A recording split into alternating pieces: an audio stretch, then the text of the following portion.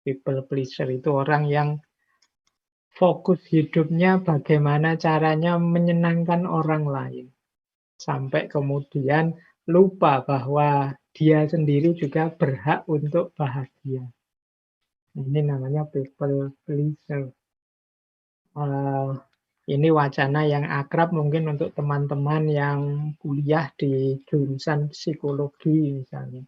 Dan ini fenomena yang banyak kita jumpai hari ini. Kelompok people pleaser ini, apalagi hari ini kan kita hidup di medsos, yang logikanya adalah logika viral atau tidak viral. Logika medsos itu kan semakin banyak orang melike, memfollow, mensukai kita, itu semakin kita merasa senang. Akhirnya fokus kita hanya gimana caranya orang senang padaku.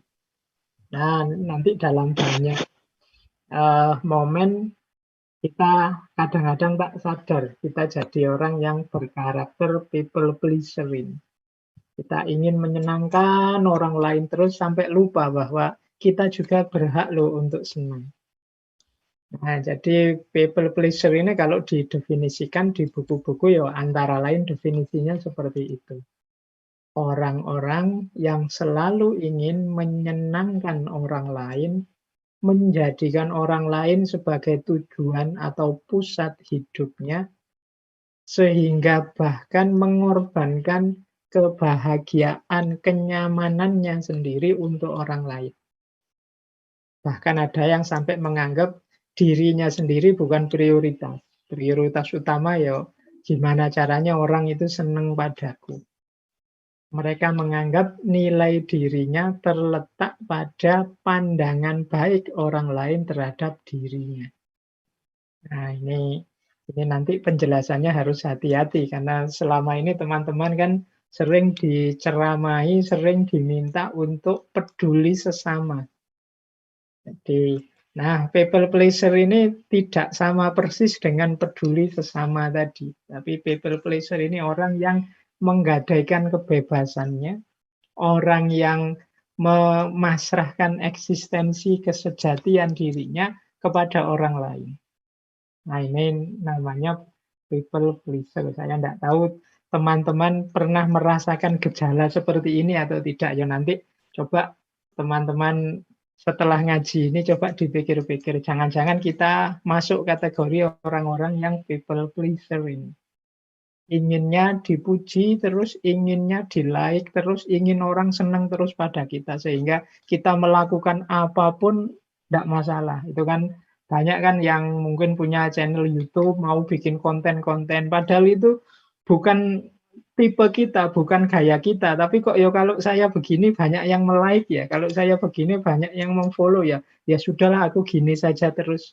Meskipun yang itu kita bukan ahlinya, yang itu kita bukan keinginan kita. Nah, itu mungkin kita sering mengalami yang seperti itu. Kalau dalam filsafat, mungkin teman-teman ingat dulu sekali kita pernah ngaji tentang tokoh filosof namanya Heidegger. Heidegger ini orang sering menyebutnya filosof yang punya gaya berpikir eksistensialis, meskipun beliau ini lebih terkenal sebagai seorang filosof yang gayanya fenomenologis. Nah, Heidegger ini membagi manusia itu jadi dua. Yang pertama manusia otentik, namanya Dasein. Yang kedua, manusia yang tidak otentik, namanya Dasman. Dasein itu manusia otentik itu manusia yang jadi dirinya sendiri. Eksis sebagai dirinya sendiri. Hidup versi keinginannya sendiri. Ini namanya manusia yang otentik. Jadi saya ingin A dan saya menghidupkan diriku dalam versi A. Ini namanya otentik. Yang aku jalankan sekarang, ya ini keinginanku. Yang aku lakukan sekarang, ya persis seperti inilah yang aku ingin hidupkan dalam diriku. Ini namanya manusia yang otentik. Tapi nanti ada manusia yang jenisnya dasman. Dasman itu manusia yang tenggelam dalam lingkungan sekelilingnya. Jadi dia ini tidak kelihatan. Kenapa? Karena hidupnya selalu, kalau orang lain ke utara, dia ke utara. Orang lain ke selatan, dia ke selatan.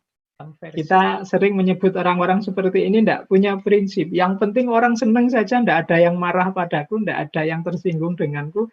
Apa yang aku lakukan, ya ikut mereka saja. Ini orang namanya dasman, orang yang tenggelam. Dia seolah-olah ada, tapi sebenarnya tidak ada. Dia tidak dihitung. Kalau bahasa Arab itu ada peribahasa wujuduhu ka'adamihi. Jadi adanya seperti tidak adanya. Nah, people pleaser ini jenis orang yang semacam itu. Jadi orang yang seolah-olah ada, padahal dia tidak ada. Keberadaannya dipakai hanya untuk orang lain. Menyenangkan orang, menggembirakan orang, membuat orang suka atau setuju dengan dirinya, dan lain sebagainya. Jadi ini awalnya ini, semoga sudah mulai bisa ditangkap.